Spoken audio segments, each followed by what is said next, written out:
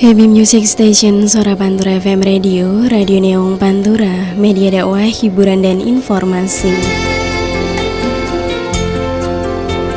Assalamualaikum warahmatullahi wabarakatuh. Alhamdulillahirrabbilalamin. Puja dan puji syukur senantiasa kita panjatkan kehadirat Ilahi Robi, yang mana atas limpahan nikmat dan kasih sayangnya,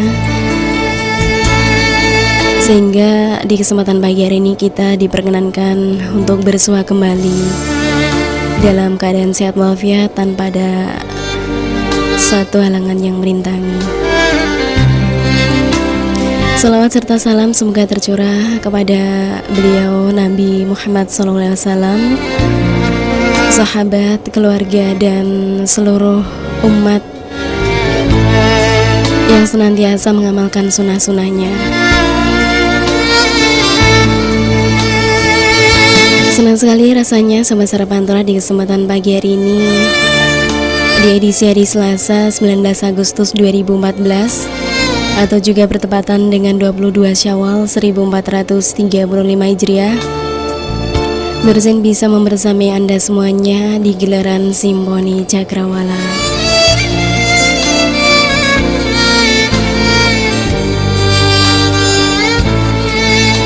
Seperti biasa, di gelaran Simponi Cakrawala akan kami hadirkan tema-tema menarik di setiap harinya.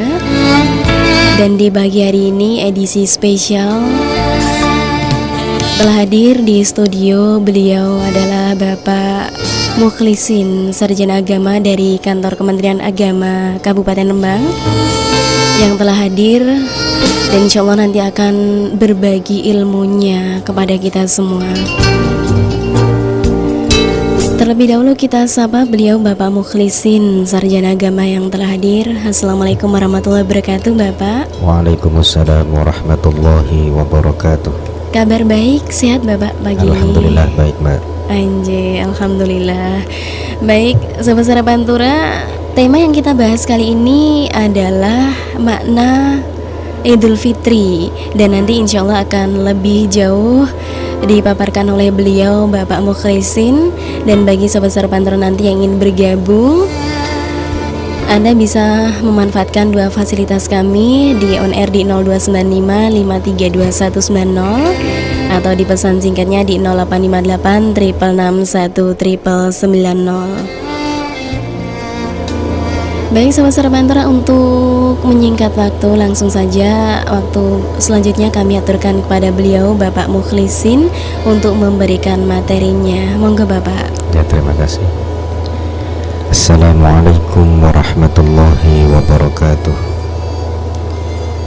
A'udzu billah, bismillah, alhamdulillahi wahdah, shadaqa wa'dah wa nasara abdah, wa a'azza jundah wa hazamal ahzaba wahdah. Asyhadu an la ilaha illallah wahdahu la syarika lah, wa asyhadu anna sayyidana wa nabiyyana Muhammadan abduhu wa rasuluhu la nabiyya ba'da. Wassalatu wassalamu ala rasulillah sayyidina Muhammadin ibni Abdillah wa ala alihi wa ashabihi wa mawala, wa la hawla wa la quwwata illa billah, amma ba'da.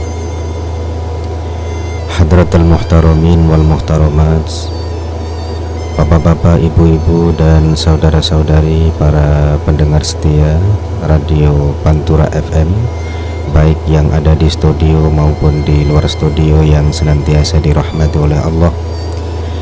Marilah kita panjatkan puji syukur kehadirat Allah Subhanahu wa ta'ala biqaulina alhamdulillah wa syukrulillah ala ni'amillah, yang telah melimpahkan rahmah, hidayah, inayah, dan barokahnya kepada kita, sehingga sampai pada pagi hari ini kita masih diberikan kesempatan untuk melaksanakan tugas, tanggung jawab, dan kewajiban kita, baik sebagai hamba Allah, sebagai makhluk sosial, maupun sebagai warga negara dalam keadaan sihah walafiat, dan semoga senantiasa diberikan istiqomah tetap dalam iman dan Islam. Amin, Allahumma amin. Salawat dan salam semoga senantiasa tercurah atas junjungan kita Rasulullah Muhammad sallallahu alaihi wasallam yang telah membawa kita dari zaman jahiliyah menuju ke zaman Islamiyah dan yang kita harap syafaatnya besok pada hari kiamat. Sahabat Pantura FM dimanapun Anda berada yang senantiasa dirahmati oleh Allah, Islam adalah agama yang sangat kompleks dan universal. Ajarannya mencakup segala aspek kehidupan umat manusia, baik hubungan manusia secara vertikal kepada Allah Subhanahu wa Ta'ala yang sering kita sebut dengan istilah hablum minallah. Bagaimana tata cara kita beribadah, bagaimana kita harus sholat dengan baik dan benar, bagaimana kita harus mengeluarkan zakat, bagaimana kita harus puasa, bagaimana kita harus menunaikan ibadah haji jika kita mampu, bagaimana kita mengerjakan manasik haji dengan benar, dan lain sebagainya. Semuanya diatur dalam Islam. Selain itu, Islam juga mengatur hubungan manusia secara horizontal terhadap sesama manusia yang sering kita sebut dengan istilah hablum minan nas.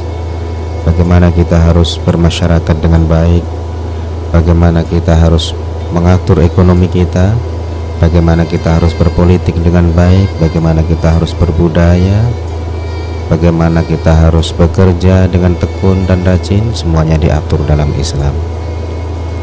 Bahkan Islam juga mengatur hubungan manusia secara horizontal terhadap alam lingkungannya yang sering kita sebut dengan istilah hablum minal alamin. Bagaimana kita harus mengkonservasi kelestarian alam ini, bagaimana kita harus mengeksplorasi kekayaan alam ini untuk sebaik-baiknya kemaslahatan umat sesuai dengan tuntunan Allah Subhanahu wa Ta'ala. Karena posisi kita di dunia ini adalah sebagai khalifah yang bertugas untuk memakmurkan dan melestarikan bumi ini. Allah Subhanahu wa Ta'ala berfirman, "Huwallazi ansha'akum minal ardi wasta'marakum fiha." Dialah Allah zat yang telah menjadikan kamu sekalian dari bumi dan telah mengangkat kamu sekalian untuk memakmurkannya. Sahabat Pantura FM, baik yang ada di studio maupun di luar studio yang senantiasa dirahmati oleh Allah, pada prinsipnya Islam adalah agama yang mengatur hubungan kita secara vertikal kepada Allah Subhanahu wa Ta'ala dengan baik, dan hubungan kita secara horizontal terhadap sesama manusia dan alam lingkungan yang kita harus berjalan dengan baik. Artinya Islam adalah agama yang mengatur tentang keseimbangan hidup.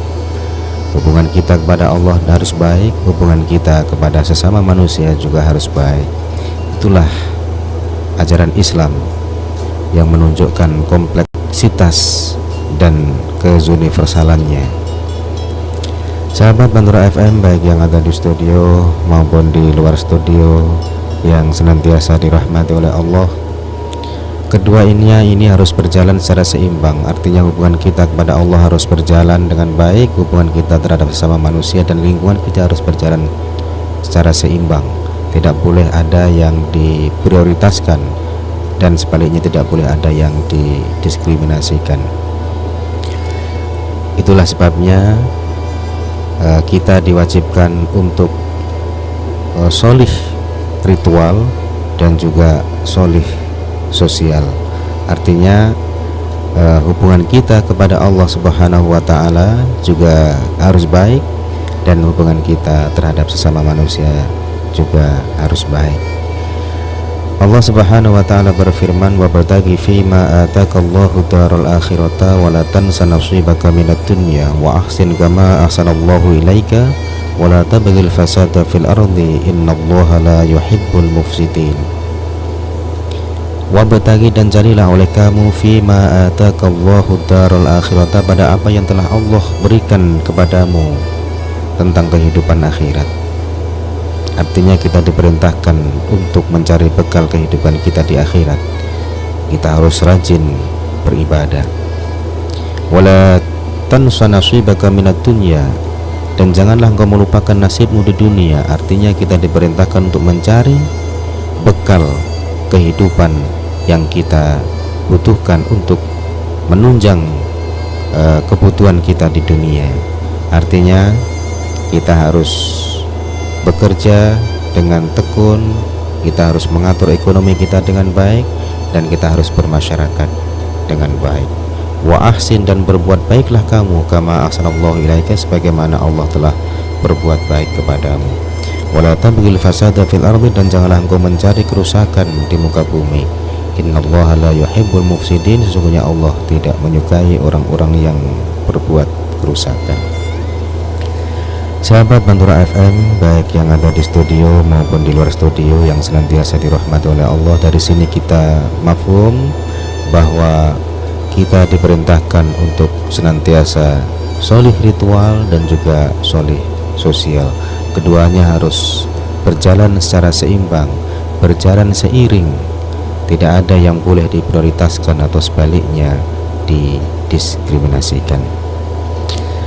Sehubungan dengan hal tersebut, ya, kita maklumi bersama bahwa puasa yang telah kita lakukan sebulan penuh pada bulan Ramadan adalah ibadah vertikal kita yang mempunyai dimensi sosial. Dalam sebuah hadis qudsi, Rasulullah Shallallahu Alaihi Wasallam bersabda, Allah Subhanahu Wa Taala berfirman, As-sawmu li wa ana ajzi bih, puasa adalah untukku, kata Allah, wa ana ajzi bih, dan sayalah yang akan membalasnya, kata Allah.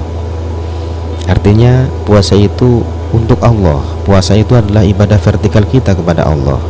Namun di sisi lain, puasa ini mempunyai dimensi sosial, karena dengan berpuasa kita akan merasakan betapa sengsaranya para fakir, para miskin, para du'afa yang setiap hari belum ada kepastian apa yang akan dimakan oleh mereka, sementara sebagian yang lain bukan lagi memikirkan apa yang akan dimakan pada esok harinya, akan tetapi siapa yang akan dimakan. Itulah sebabnya dengan berpuasa akan menumbuhkan atau menanamkan rasa simpati dan empati kita terhadap sesama manusia, terutama kita akan mampu merasakan penderitaan para fakir, para miskin, du'afa, dan lain sebagainya. Itulah sebabnya kenapa Rasulullah Shallallahu Alaihi Wasallam bersabda bahwa puasa seorang hamba akan digantungkan di antara langit dan bumi sebelum dia mengeluarkan zakat fitrahnya. Sebagaimana sabda beliau, Shaumul abdi mu'allakun bainas sama'i wal ardi hatta an tu'attiya zakatal fitri, bahwa pahala puasa seorang hamba masih digantungkan antara langit dan bumi sebelum ia mengeluarkan zakat fitrahnya. Zakat fitrah adalah merupakan ibadah yang berdimensi sosial, karena dengan zakat itu akan mampu membantu penderitaan para fakir, para miskin, para du'afa, sehingga mampu atau bisa merasakan kebahagiaan, kesenangan pada hari Lebaran. Sahabat Pantura FM yang senantiasa dirahmati oleh Allah, dari kedua hadis ini memberikan pelajaran kepada kita bahwa hubungan kita kepada Allah harus baik, dan hubungan kita kepada sesama manusia juga harus baik. Keduanya harus berjalan secara seimbang, tidak boleh ada yang diprioritaskan dan sebaliknya tidak boleh ada didiskriminasikan. Setelah kita mendirikan Ramadan, kita melaksanakan amal ibadah dan amal soleh di dalamnya yang kita landasi dengan penuh keimanan dan keikhlasan. Semuanya kita lakukan hanya untuk memperoleh ridha Allah Subhanahu wa taala, ibtigha'an limardatillah. Maka setelah kita keluar dari Ramadan, artinya kita memasuki bulan Syawal, maka kita kembali kepada fitrah atau kesucian kita yang disebut dengan istilah Idul Fitri, kembali kepada fitrah. Fitri adalah merupakan karakter dasar manusia, bahwa setiap manusia dilahirkan dalam keadaan fitrah atau suci, sebagaimana sabda Rasul, kullu mauludin yuladu 'alal fitrah fa abawahu yuhawidanihi aw yunassiranihi aw yumajjisani, bahwa setiap yang dilahirkan dalam keadaan fitrah, membawa karakter dasar, yaitu karakter ketuhanan dan cenderung kepada kebaikan, kemaslahatan, dan jauh dari kemaksiatan. Fa'abawahu yuhawidanihi, maka kedua orang tuanya lah yang akan menjadikan dia Yahudi, au yunasiranihi, atau menjadikan dia Nasrani, au yumajisanihi, atau menjadikan dia Majusi. Artinya setiap yang dilahirkan ke dunia ini dilahirkan dalam keadaan fitrah, membawa karakter dasar ketuhanan dan cenderung atau condong kepada kebaikan dan kemaslahatan. Oleh karenanya ketika manusia dilahirkan ke dunia ini dan ternyata dengan berjalannya waktu dan usianya dia justru menjadi seseorang pembangkang, tidak taat kepada aturan yang telah digariskan oleh Allah Subhanahu wa taala, dan dia banyak melakukan perbuatan maksiat, maka semua itu adalah pengaruh dari hawa nafsunya atau pengaruh lingkungan yang kurang baik. Ketika kita sudah mendirikan Ramadan atau qiyam Ramadan dengan baik, maka kita masuk pada bulan Syawal, Idul Fitri, kembali kepada kesucian kita, kembali kepada fitrah atau karakter dasar kita, bahwa setiap manusia mempunyai karakter dasar ketuhanan dan cinta kepada kebaikan dan kemaslahatan. Itulah sebabnya kenapa yang dinamakan Idul Fitri itu bukan berpesta pora, bukan bersenang-senang, bukan memubadirkan atau pemborosan harta benda kita, bukan.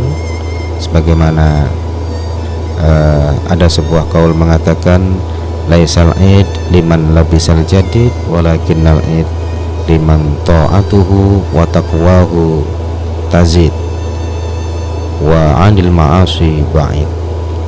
Bukanlah yang dinamakan Idul Fitri itu pakaian yang serba baru, bukan, akan tetapi yang dinamakan Id adalah bagi orang yang keimanan, ketakwaannya bertambah dan jauh dari perbuatan-perbuatan maksiat.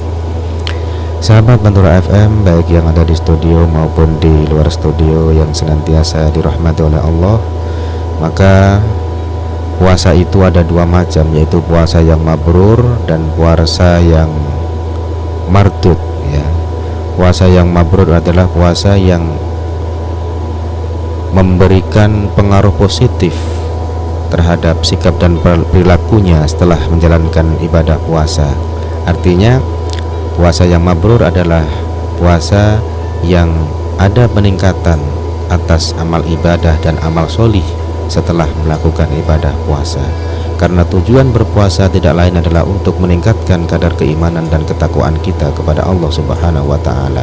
Sebagaimana firman Allah, ya ayyuhalladzina amanu kutiba alaikumusyamu kama kutiba alal ladzina min qablikum la'allakum tattaqun. Hai orang-orang yang beriman, telah diwajibkan atas kamu sekalian berpuasa sebagaimana telah diwajibkan atas kaum sebelum kamu sekalian, la'allakum tattaqun, agar kamu sekalian bertakwa. Jadi tujuan puasa kita tidak lain adalah untuk meningkatkan kadar keimanan dan ketakwaan kita kepada Allah Subhanahu wa taala. Maka orang yang berhasil puasanya, berhasil dalam mendirikan Ramadannya, maka itulah orang yang ada peningkatan keimanan dan ketakwaannya kepada Allah Subhanahu wa taala, peningkatan amal ibadah dan amal solih dibandingkan sebelum dia menjalankan ibadah puasa. Dan sebaliknya, puasa yang mardud adalah puasa yang tidak mampu memberikan pengaruh positif terhadap sikap dan perilakunya setelah menjalankan ibadah puasa. Artinya amaliyahnya tetap tidak baik atau justru lebih buruk. Itu adalah tanda-tanda puasa yang tidak diterima atau puasa yang tidak mampu memberikan pengaruh positif terhadap sikap dan perilakunya pasca Ramadan. Jika puasa kita tergolong puasa yang mabrur, puasa yang kita landasi dengan penuh keimanan dan keikhlasan kepada Allah Subhanahu wa taala, maka kita masuk bulan Syawal terbebas dari segala dosa, terutama dosa-dosa kita kepada Allah Subhanahu wa taala. Sebagaimana sabda Rasulullah Muhammad sallallahu alaihi wasallam, Man qama ramadhana imanan wahtisaban ghufira lahu ma taqaddama min dambi. Barang siapa mampu mendirikan Ramadan dengan penuh keimanan dan ikhtisab atau keikhlasan, semuanya dilakukan hanya untuk memperoleh ridha Allah Subhanahu wa taala. Janji Allah, ghufira lahu ma taqaddama min dambihi, diampuni dosa-dosanya yang telah lalu. Jadi dia masuk pada bulan Syawal, kembali kepada fitrah suci, bersih, tanpa noda, dan dosa-dosa kita kepada Allah Subhanahu wa taala telah diampuni oleh Allah Subhanahu wa taala. Namun bagaimana dosa-dosa kita terhadap sesama manusia? Bahwa dosa-dosa kita terhadap sesama manusia tidak akan diampuni oleh Allah Subhanahu wa taala sebelum orang-orang yang pernah kita zalimi memberikan maaf atau memberikan ampunan kepada kita. Itulah sebabnya kenapa di Indonesia ini ada tradisi halal bihalal. Artinya tradisi saling meminta dan memberi maaf, melepaskan segala dosa dan kesalahan kita. Dan tradisi ini adalah merupakan tradisi khas bangsa Indonesia, masuk dalam kategori budaya Islami yang tentunya harus kita pelihara dengan baik.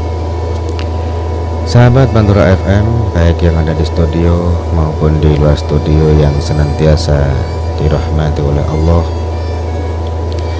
dalam bermasyarakat sedikit banyak kita pasti pernah melakukan perbuatan dosa, salah, dan khilaf terhadap sesama manusia, baik itu kita sengaja maupun yang tidak kita sengaja. Sebagai contoh,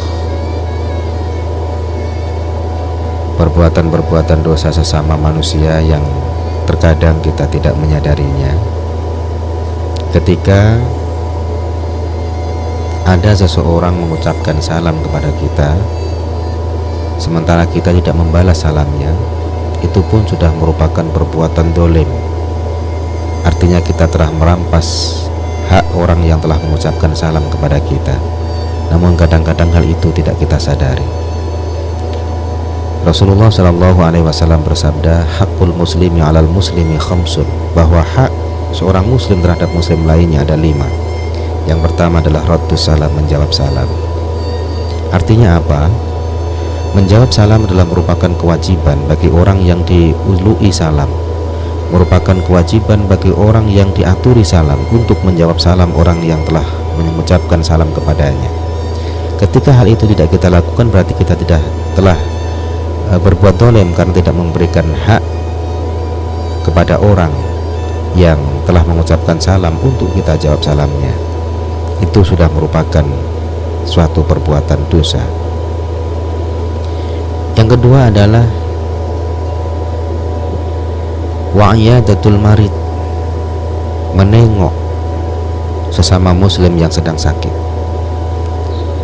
Jadi kalau kita mempunyai tetangga, mempunyai saudara, atau mempunyai teman yang sedang sakit, kita mendengar beritanya, kita tahu bahwa teman kita sakit, sementara kita diam saja, tidak mau menengoknya, tidak mau menjenguk, dan tidak mau mendoakannya, maka itu berarti kita telah merampas hak teman kita yang sakit untuk kita jenguk. Berarti kewajiban bagi kita yang sehat untuk menjenguk teman kita yang sedang sakit. Ketika itu enggak kita lakukan, maka berarti kita telah berbuat dolim kepadanya. Artinya kita telah berbuat dosa kepadanya. Hal itu pun kadang-kadang kita tidak menyadarinya. Yang ketiga, wa ijabatud da'wah, dan mengabulkan undangan atau memenuhi undangan.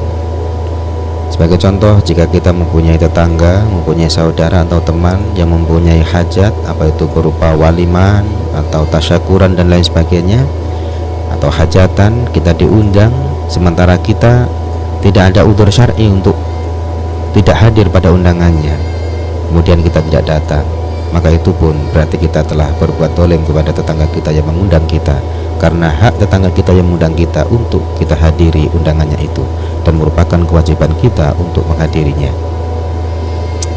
Itu pun kadang-kadang kita tidak menyadari bahwa itu adalah perbuatan dosa terhadap sesama manusia. Yang keempat adalah wa isba'ul janazah, mengantarkan jenazah. Sebagai contoh, apabila ada tetangga kita ada yang sakit, saudara atau mungkin teman kita yang sakit meninggal dunia, kemudian kita mendengar beritanya, kita tidak mau takziah, kita tidak mau mengurus jenazahnya, kita tidak mau mensolatinya atau mengantar jenazahnya, maka kita telah berbuat dolim kepadanya kalau hal itu kita lakukan tanpa ada udzur syar'i. Itulah sebabnya sholat jenazah, kemudian mengantar jenazah, menguburkan jenazah, hukumnya adalah fardhu kifayah, merupakan kewajiban yang bisa diwakili oleh sebagian orang Islam yang lain. Kalau semuanya tidak ada yang melakukan kewajiban itu, maka dosa bagi semuanya.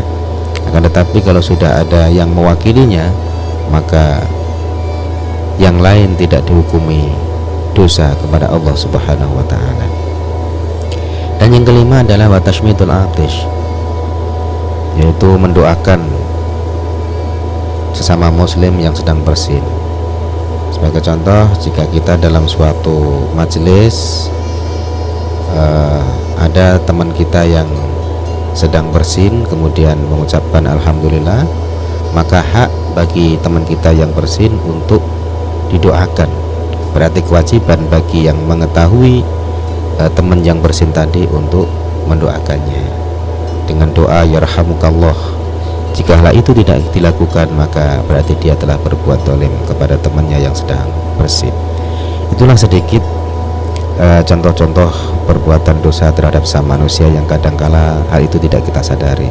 Belum lagi dosa-dosa yang disengaja, dosa-dosa yang dengan jelas dilakukan dan ada unsur kesengajaan, dan dosa-dosa yang dilakukan tanpa ada unsur kesengajaan atau yang sering kita sebut dengan istilah khilaf tadi. Bapak, Ibu, dan saudara-saudari para pendengar setia Radio Pantura FM yang senantiasa dirahmati oleh Allah, itulah sebabnya pentingnya halal bihalal, sehingga kalau pada Idul Fitri ketika kita diampuni dosa-dosa kita kepada Allah Subhanahu wa taala, maka agar kita betul-betul bersih dari segala noda dan dosa-dosa terhadap sesama manusia pun harus kita selesaikan. Itulah sebabnya kenapa di negara kita ada tradisi halal bihalal yang manfaat dan hikmahnya luar biasa. Yang pertama, di samping menyelesaikan dosa-dosa kita terhadap sesama, karena dosa-dosa terhadap sesama ini dia akan diampuni oleh Allah sebelum diselesaikan secara hukukul adami atau diselesaikan oleh yang bersangkutan sendiri. Ada suatu hadis yang menceritakan bahwa orang yang ibadahnya bagus akan tetapi sosialnya kurang bagus, nanti di alam akhirah akan tergolong orang yang bangkrut, orang yang rugi. Sebagaimana sabda Rasulullah Muhammad SAW ketika bertanya kepada para sahabat, atadruna manil muflis, apakah kamu sekalian tahu siapakah orang yang bangkrut itu, kata Rasul. Qalu, para sahabat menjawab, al muflisu man la dirham lahu wa la dinar wa la mata. Orang yang bangkrut itu, wahai Nabi, adalah orang yang tidak mempunyai dirham. Dirham adalah uang yang terbuat dari perak. Wala dinaro, dan tidak mempunyai dinar. Dinar adalah uang yang terbuat dari emas. Wala mata, dan tidak mempunyai perhiasan. Artinya orang yang bangkrut menurut persepsi para sahabat adalah orang yang tidak memiliki harta benda. Namun lain dengan kata Rasul, ya. Qala, kemudian Rasul menjawab, al muflisu fa innal muflisa min ummati, maka sesungguhnya yang dinamakan orang bangkrut sebagian dari umatku adalah alladzi ya'ti yaumal qiyamati bi sholatihi wa zakatihi wa siyamihi, yaitu orang yang ketika datang besok pada hari kiamat dengan membawa pahala sholat, dengan membawa pahala zakat, dengan membawa pahala puasa. Artinya orang yang rajin beribadah ketika dia mati, besok pada hari kiamat dia membawa pahala-pahala ibadahnya tadi. Wa ya'ti qad syatama hadza, akan tetapi dia juga membawa dosa-dosa orang yang pernah diomongi yang tidak baik, orang yang pernah dipisu-pisui. Wa qadhafa hadza, dan membawa dosanya orang-orang yang pernah dituduh berbuat zina atau dituduh selingkuh dan lain sebagainya. Wa akala mala hadza, dan membawa dosanya orang-orang yang pernah dimakan harta bendanya dengan cara yang tidak halal. Wa safaka dama hadza, dan membawa dosanya orang yang telah dialirkan darahnya atau orang yang telah dibunuh. Jadi yang dinamakan orang yang bangkrut menurut Rasulullah adalah orang yang besok pada hari kiamat membawa pahala-pahala ibadahnya, pahala sholat, pahala puasa, pahala zakat dan lain sebagainya, akan tetapi dia juga membawa atau menanggung dosa-dosa orang yang pernah didoliminya. Fayu'ta min hasanati wa hadha min hasanati, kemudian kebaikan orang tadi atau orang yang bangkrut tadi, kebaikan orang yang ahli ibadah tadi diberikan kepada orang-orang yang pernah didoliminya tadi. Fayu'ta min hasanatihi wa hadha min hasanatihi. Fa in funiyat hasanatu qabla an yuqda ma alaihi, maka ketika kebaikannya atau pahalanya habis sebelum dia mampu memenuhi tanggungan dosa-dosa orang-orang yang pernah didoliminya tadi, ukhidha min khotoyahum, kemudian diambillah dosa-dosa orang yang pernah didoliminya tadi, faturiha alaihi, kemudian diberikan kepadanya, waturiha finnar, kemudian dia dilemparkan ke neraka. Artinya orang yang bangkrut menurut Rasulullah adalah orang yang ketika hidup di dunia rajin beribadah akan tetapi tidak berbuat baik kepada tetangganya. Artinya orang yang solih ritualnya akan tetapi tidak solih sosialnya. Jadi orang yang rajin beribadah akan tetapi tidak mempedulikan nasib tetangganya, saudara atau temannya, bahkan dia sering mendolimi saudaranya, temannya atau tetangganya. Kemudian di alam akhirat nanti semua pahala ibadahnya akan diberikan kepada orang-orang yang didoliminya, dan sebaliknya dosa-dosa orang yang pernah didoliminya diberikan kepadanya. Setelah habis pahalanya dan dia menanggung dosa-dosa orang yang didoliminya tadi, kemudian dia dilemparkan ke neraka. Artinya apa? Bahwa ibadah ritual kita tidak menjamin akan mampu menyelamatkan kehidupan kita di akhirah nanti kalau kita menafikan ibadah sosial. Bapak Ibu sahabat Pantura FM, baik yang ada di studio maupun di luar studio yang senantiasa dirahmati oleh Allah, itulah sebabnya Rasulullah SAW pernah bersabda, "Thalathun man kunna fihi hasabahullahu ta'ala hisaban yasira wa adkhalahul jannata birahmatih."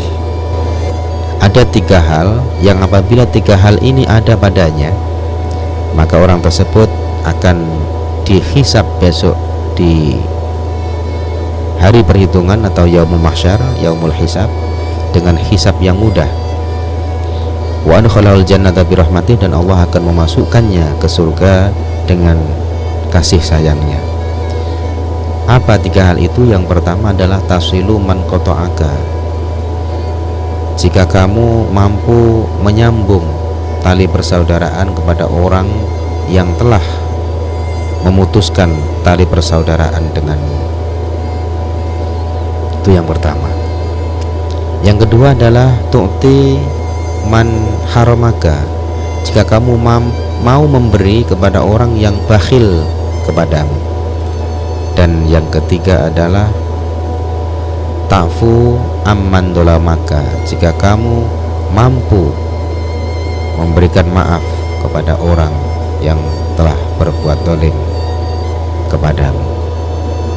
Itulah ajaran Islam yang menekankan tentang pentingnya kesolihan sosial, bagaimana kita harus bermasyarakat dengan baik, rukun dengan tetangga, saudara, dan teman-teman kita. Ada sebuah ayat yang mewakili hal ini, bahwa duribat alaihimud dillatu aynama thuqifu illa bihablim minallah wa hablim minan nas, bahwa mereka manusia akan senantiasa diliputi kehinaan dimanapun dia berada, bagaimanapun dia berbudaya atau bersakofah, illa bihablim minallahi wa hablim minan nas, melainkan orang-orang yang senantiasa menjaga hubungan baik kepada Allah dan menjaga hubungan baik terhadap sesama manusia. Artinya hablum minallah dan hablum minan nas ini harus berjalan secara seimbang. Ketika Rasulullah SAW bertanya kepada Uqbah, "Ya Uqbah, ala ukhbiruka bi afdali akhlaqi ahli dunya wal akhirah?" Wahai Uqbah, maukah kamu aku kabari atau aku tunjukkan mulia-mulia atau utama-utamanya akhlak ahli dunia dan ahli akhirah? Kata Rasul, tasilu man qata'aka, jika kamu mampu menyambung atau mempererat tali persaudaraan kepada orang yang telah memutuskanmu. Yang kedua, tu'ti man haramaka, kamu mau memberi atau mau dermawan kepada orang yang telah berbuat bakhil kepadamu. Wa ta'fu amman dolamaka, dan kamu mau memaafkan orang yang telah berbuat dolim kepadamu. Inilah prinsip ajaran Islam yang mengatur tentang keseimbangan hidup, keseimbangan hubungan kita kepada Allah, dan hubungan kita terhadap sesama manusia. Sebelum kita lanjutkan, barangkali ada yang sudah SMS yang sudah masuk, Mbak? Iya Bapak, ini ternyata sudah ada sahabat-sahabat yang sudah masuk. Tetapi sebelum kita baca satu persatu, ini coba kita simak terlebih dahulu koleksi kita nasyid berikut ini. Sobat Suara Pantura, Anda nanti bisa bergabung ya, ingin bertanya langsung dengan beliau Ustadz di on air atau di SMS. Tetapi kita simak terlebih dahulu koleksi nasyid berikut ini.